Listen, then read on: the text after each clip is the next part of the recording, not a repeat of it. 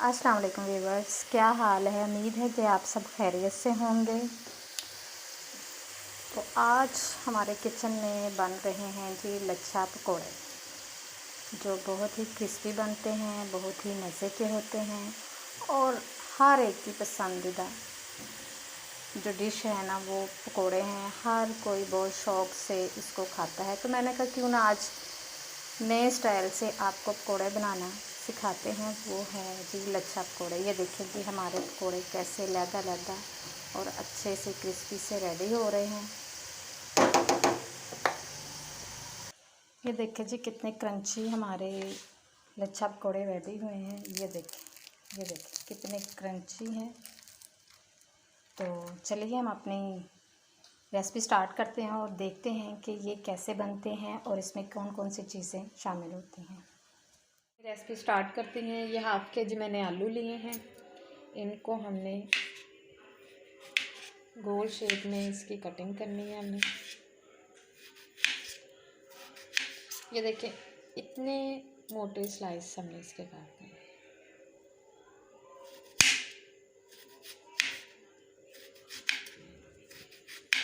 बहुत ही मज़े की ये रेसिपी है। आप चाय के साथ खाएं, आप गेस्ट आ जाएं, आप उनके लिए बनाएं। बहुत ही ज़बरदस्त लच्छा पकोड़े बनते हैं, बहुत ही मज़ेदार। बच्चे तो बहुत खुश होकर खाते हैं और बड़ों को भी बहुत पसंद है।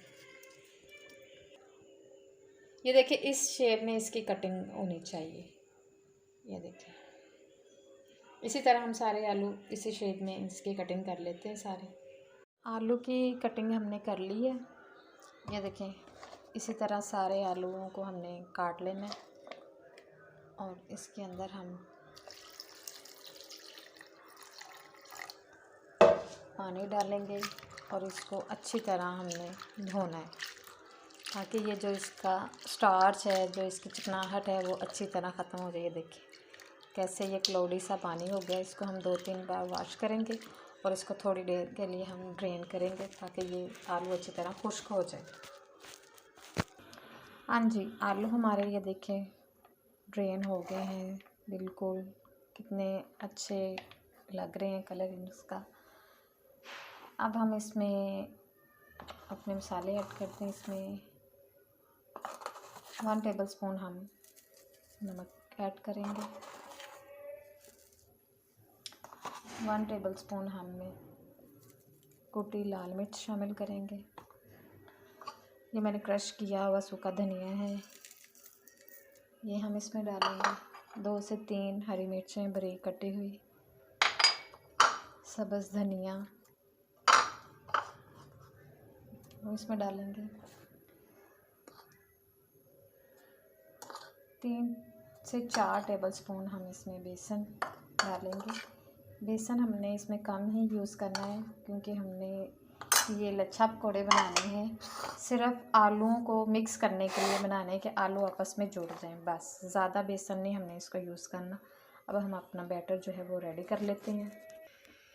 ये देखिए व्यूअर्स, हमारा जो बैटर है वो रेडी हो गया है। ये देखिए बेसन हमने इसी तरह लगाना है, ज़्यादा यूज़ नहीं करना, सिर्फ आलू को आपस में बाइंड करने के लिए, बस। ये देखिए ठीक है।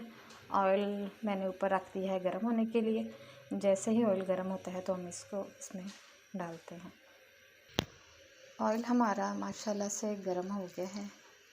अब हम अपने जो लच्छा पकोड़े हैं वो इसमें डालते हैं। सारे पकोड़े हम इसी तरह इसमें डाल देंगे।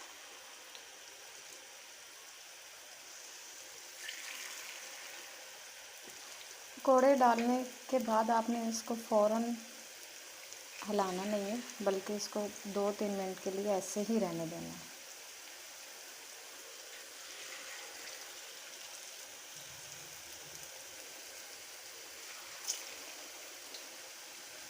बहुत ही मज़े के क्रिस्पी लच्छा पकोड़े हमारे रेडी होंगे। ज़रूर ट्राई कीजिएगा, चाय के साथ इसको यूज़ करें। बहुत ही मज़े के बनते हैं, बहुत स्पेशल रेसिपी है ये। अब हम अपने पकौड़ों की जो है वो साइड चेंज करते हैं। ये देखिए माशाल्लाह कितना अच्छा कलर आ गया है और क्रिस्पी क्रिस्पी से रेडी होंगे। माशाल्लाह बहुत ही अच्छी लुक आ रही है।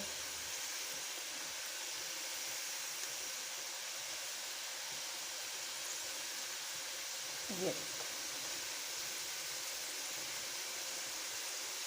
बच्चे तो ये वाले पकौड़े बहुत शौक से खाते हैं। ये देखिए बिल्कुल आपने इसको मीडियम हीट पे फ्राई करना है, ज़्यादा तेज़ आंच पे नहीं करना। ऑयल को पहले आपने अच्छी तरह गर्म कर लेना है और जब आप इसके अंदर पकौड़े डालें तो आपने अपनी हीट जो चूल्हे की जो हीट है उसको आपने मीडियम कर लेना है।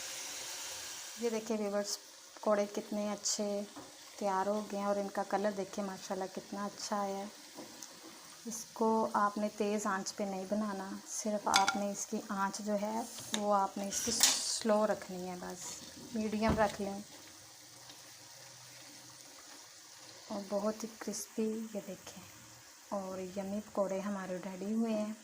अगर आप चाहते हैं कि आप ये पकौड़ों का मटेरियल बना के 3-4 दिन के लिए फ्रिज में रख दें तो आप इसको रख सकते हैं, लेकिन आपने जब इसमें बेसन ऐड करना है तो आपने इसमें नमक नहीं डालना, ठीक है। नमक जो है वो पानी छोड़ देता है और आलू भी जो हैं वो पानी छोड़ते हैं। बस आपने एहतियात ये करनी है कि आलू जो हैं वो अच्छी तरह ड्राई कर लें उनका पानी।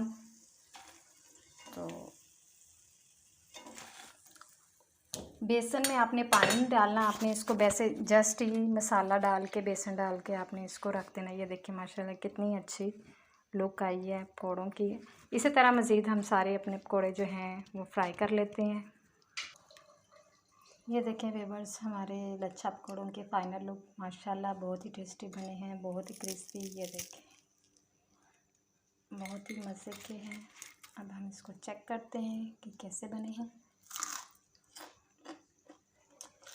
माशाल्लाह बहुत ही मज़े के बने हैं। आप भी ज़रूर ट्राई कीजिएगा, खुद भी खाइए, अपने मेहमानों को भी खिलाइए और उनसे अपनी तारीफ़ करवाएं। माशाल्लाह बहुत ही मज़े के बने हैं। A1 जहाँ भी रहें खुश रहें, हेल्थी रहें, आबाद रहें, दुआ में याद रखिएगा। ओके जी, अल्लाह हाफ़िज़।